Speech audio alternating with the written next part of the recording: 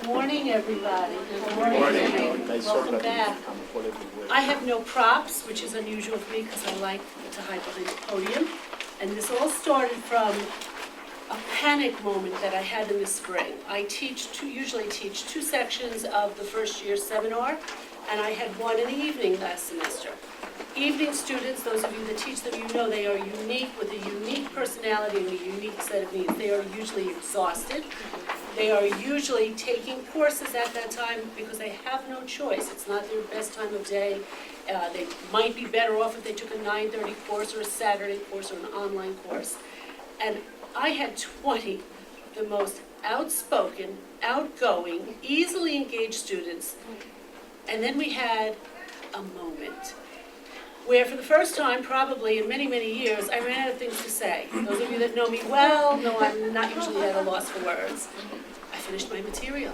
I had 15 minutes. Now, Chris Burrell teaches across the hall from me, and I know he didn't like students in the hallway. So I was either going to send them out the freight elevator or think on my feet. We had just finished talking about gentrification, and we were going into issues that involve young people in New York City. And I said, something that came to my mind, do you have any questions for me? In the back, this young lady who was taking 5 courses at night and had worked full-time and had 4 kids. And she said, I'm glad you said that. I don't get to talk to teachers that often because I have no time. Period. You know you're white. I said, I am. Thank you for telling me. At that moment, thank you. At that moment, he was either going to answer a question or I was going to pass out cold.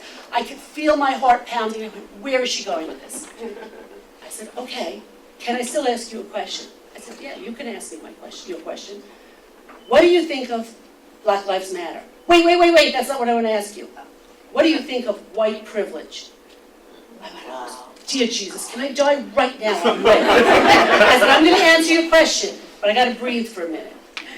And we had a great conversation. It ended up shifting to gender bias. They went all over the place, and we finished 5 minutes late. Your class got out before me. So I've done a lot of thinking of that. I've been cabin bound for the month of January. I haven't left my house much, and I had a lot of time to prepare. So I gave you my aha moment. Now I'm going to back you up. Last year, we had a couple, the provost hosted a couple luncheons, and some of us were able to attend, where she talked about how do you start the first day of class? How do you engage students? And somebody said, well, I start with their name. And I had used a technique like that many years ago, and I stopped doing it because it took too long. I'm going back to it, and then I'll get to questions in a minute. I'm looking here, and I know probably half of you, but there are a lot of new faces here that I may recognize you from the hallway, but I can't put a name to your face. And when I used this technique at the opening day of class, I said, find another student, ask them their name, and ask them why they have that first name. I want you to do that right now. Look at someone, even if you know them, you may not know why they were given that first name. Ask them, what is your first name, and why were you named that? I need 5 volunteers to share why the person they asked was named the name they were given. You're going to tell the other person's story. Yes? Laura is named Laura because her mother wanted to choose a name that wouldn't have a nickname attached to it. Huh. Did you know Laura's first name? No. Okay. Who wants to give the other story? Lisa started, but she had a name because her mother had a dream. But I want to find out what happened. I interrupted you. I'm sorry. You two can continue talking while we get another example. Yes. Nelson doesn't know why he was named Nelson. Okay. Yes, in the back. That was fast. Both of you can go. His name is Guarma, and his name was given to him because he was born on a Saturday. You had your hint at the same time. Go ahead. Are you from Ghana? And her mother's name is Carol, and her mother wanted her, because of the initials, wanted her to have a name that began with C. So. Excellent. And we'll take somebody from over here. Lisa. So John, K, means crystal act.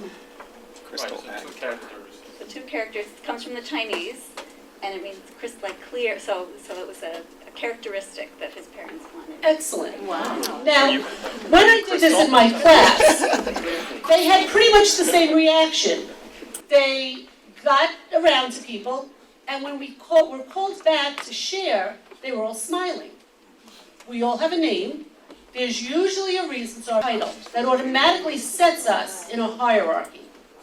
Now, over this past month where I've been cabin bound, I've gotten emails, Miss Jacqueline, which makes me think of Romper Room for those of you that remember Miss Louise. I've gotten Doctor, Professor, hey, and I said, we've strayed off the path.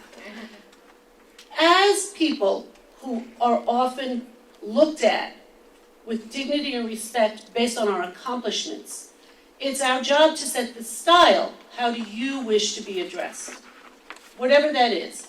And to expect that they do that. The flip side is, we need to know how to pronounce our students' names. And that's hard because we have dozens of languages, dozens of pronunciations. Often it's hard to tell, is the vowel silent? And what do you do with 6 consonants in a row?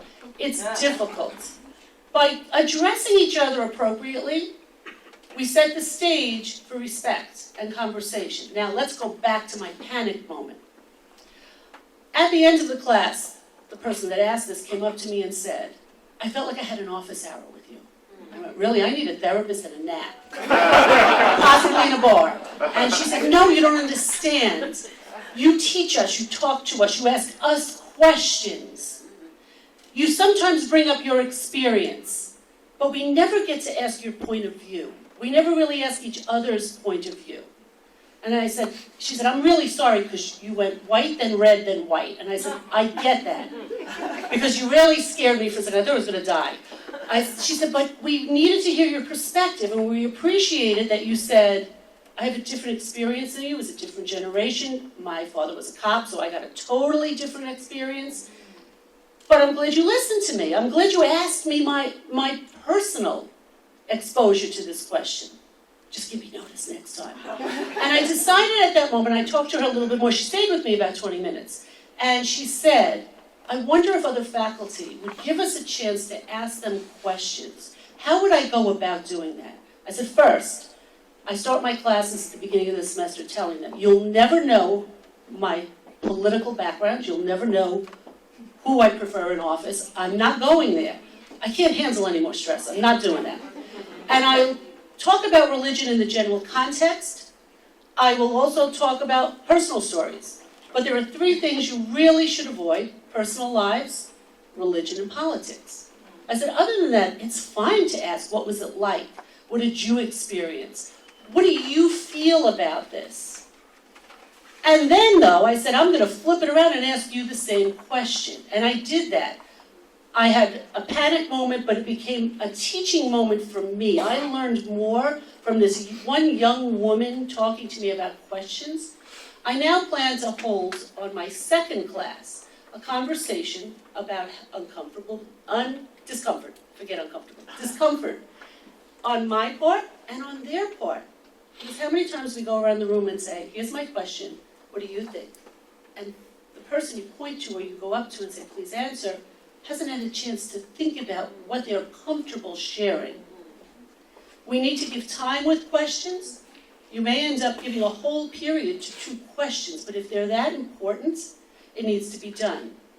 A couple weeks later, I gave an essay on one of the topics from this unit, and I got the best responses.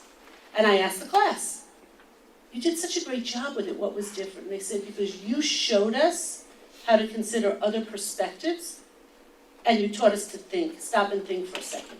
Don't panic.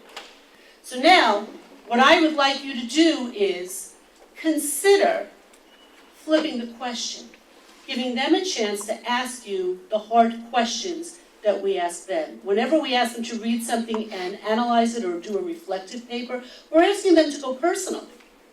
We're asking them to use their academics and come from a personal perspective. Sometimes they need to have a chance to give that to you. Thank you, Jackie.